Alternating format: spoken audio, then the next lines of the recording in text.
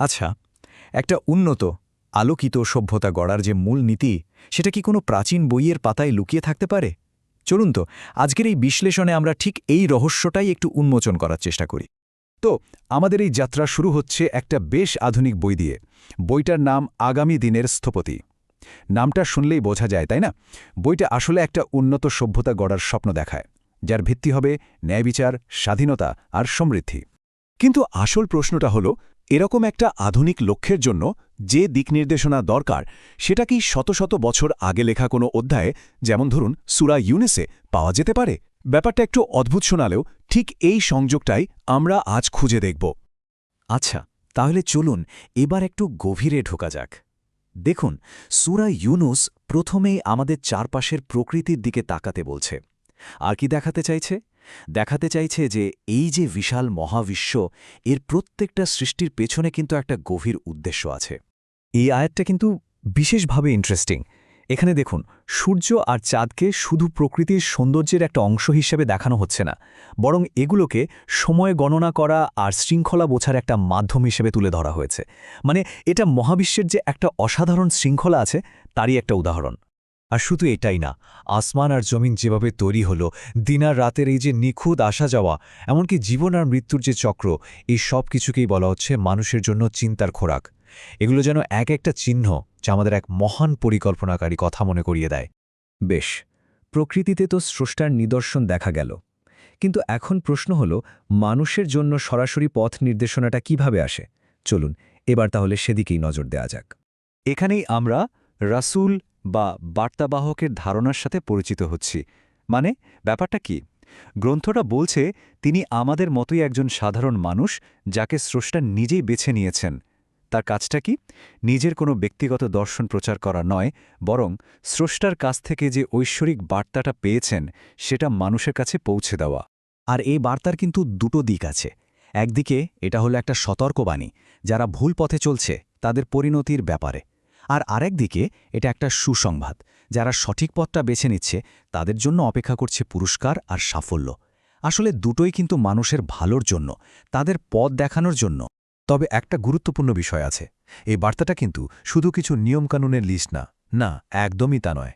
বরং একে বলা হচ্ছে বুকের ভেতরের ব্যাধি নিরাময়, মানে আমাদের মনের ভেতরের যে সন্দেহ, দ্বিধা বা অস্থিরতা, এসবের চিকিৎসা। তার মানে এর আসল লক্ষ্যটা শুধু বাইরের আচার-আচরণ বদলে দেওয়া না, ভেতরের পরিশুদ্ধি আর শান্তি আনা।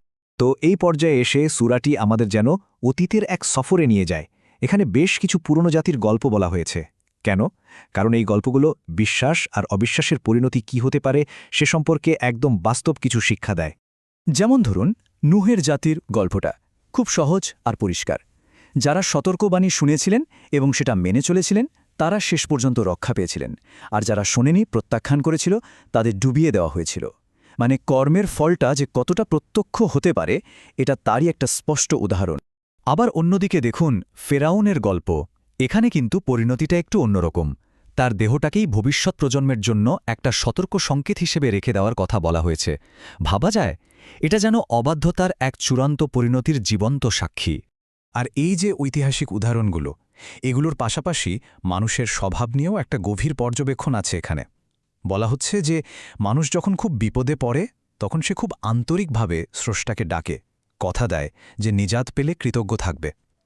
কিন্তু যেই বিপদ কেটে যায়, স্বস্তি ফিরে আসে, অমনি সব প্রতিশ্রুতি ভুলে আবার আগের মতোই হয়ে যায়। বেশ, অতীত থেকে তো অনেক কিছু শেখা হলো। এবার চলুন একদম চূড়ান্ত পরিণতির দিকে তাকানো যাক। এই অধ্যায়ে প্রত্যেকটা কাজের যে একটা চূড়ান্ত হিসাব বা জবাবদিহিতা আছে, সেই ধারণাটাকেই তুলে ধরা হয়েছে। এখানে দুটো ভিন্ন পথের চূড়ান্ত গন্তব্য একেবারে পাশাপাশি দেখানো হয়েছে। একদিকে যারা ভালো কাজ করেছে তাদের জন্য আছে সেরা পুরস্কার, সম্মান, আর তার চেয়েও বেশি কিছু। তাদের মুখে কোনো কালিমা বা অপমান থাকবে না। আর অন্যদিকে যারা অন্যায় করেছে তাদের জন্য অপেক্ষা করছে অপমান আর শাস্তি। তাদের মুখগুলো যেন রাতের অন্ধকারের টুকরো দিয়ে ঢাকা। মূল কথাটা খুব পরিষ্কার, প্রত্যেকটা কাজেরই একটা শেষ পরিণতি আছে। আর এ কারণেই এই যে ঐশ্বরিক নির্দেশনা, এটাকে দুনিয়ার যে কোনো ধনসম্পদের চেয়ে অনেক বেশি মূল্যবান হিসেবে দেখানো হয়েছে। বলা হচ্ছে যে মানুষ জীবনে যা কিছু জমা করে, যা কিছু অর্জন করে, তার সব কিছুর চেয়ে এই পথ নির্দেশনা পাওয়াটা অনেক অনেক বড় একটা সৌভাগ্যের ব্যাপার। আর সবকিছু শেষে গ্রন্থটি আমাদের সবার সামনে একটা খুব শক্তিশালী প্রশ্ন রেখে যায় সত্যকে ছেড়ে দেওয়ার পর ভুল পথ বা বিভ্রান্তি ছাড়া আর কী বা থাকতে পারে এই প্রশ্নটা কিন্তু আমাদের নিজেদের পথ নিয়ে আরেকবার গভীরভাবে ভাবতে বাধ্য করে। তাহলে চলুন আমরা আবার সেখানে ফিরে যাই যেখান থেকে আমাদের আলোচনাটা শুরু হয়েছিল। মনে আছে, একটা আলোকিত সভ্যতা গড়ার আকাঙ্ক্ষা, যার ভিত্তি হবে ন্যায় বিচার, স্বাধীনতা আর সমৃদ্ধি। তো সূরা ইউনুসের এই পুরো বিশ্লেষণ থেকে আমরা কি দেখলাম? আমরা দেখলাম যে জবাবদিহিতা, এই সৃষ্টিজগৎ নিয়ে চিন্তা করা আর কাজের পরিণতির মতো কিছু মৌলিক নীতি, এগুলো হাজার হাজার বছর পুরনো হলেও একটা উন্নত আর ন্যায়ভিত্তিক সমাজ গড়ার যে আধুনিক স্বপ্ন, তার সাথে এগুলো ভীষণভাবে মিলে যায়। হয়তো আগামী দিনের স্থপতিদের জন্য সবচেয়ে জরুরি কিছু নীল নকশা আমাদের এই অতীতের মধ্যেই কোথাও লুকিয়ে আছে।